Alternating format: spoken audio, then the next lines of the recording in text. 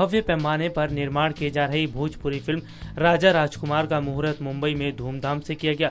शांति film production private limited के banner तले निर्मित की जा रही इस फिल्म के निर्माता राजीव रंजन कश्यप हैं, लेकिन इस फिल्म के माध्यम से दर्शकों को मनोरंजन के साथ साथ बेहतरीन संदेश भी दिया जा रहा है। सभी वर्ग के दर्शक को ध्यान में रखकर यह फिल्म बनाई जा रही है। केंद्रीय भूमिका में सिने स्टार नायक व गायक रितेश पांडे और स्टार गायक प्रतीक मिश्रा हैं, जो इस फिल्म के जरिए भोजपुरी सिने जगत में बतौर हीरो एंट्री कर रहे हैं।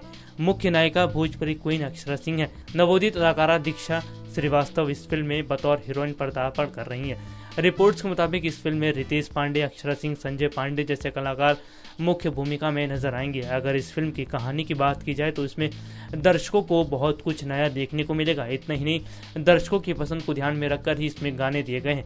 वैसे अक्सर देखने को मिलता है कि भोजपुरी में ऐसी बहुत कम फिल्में बनाई जाती हैं जिसमें दर्शकों को मनोरंजन के साथ साथ सामाजिक संदेश भी दिया जाता है। खैर, देखने वाली बात तो यह है कि दर्शक सिनेमाघरों में रिलीज होने के बाद इस फिल्म को कितना पसंद करेंगे।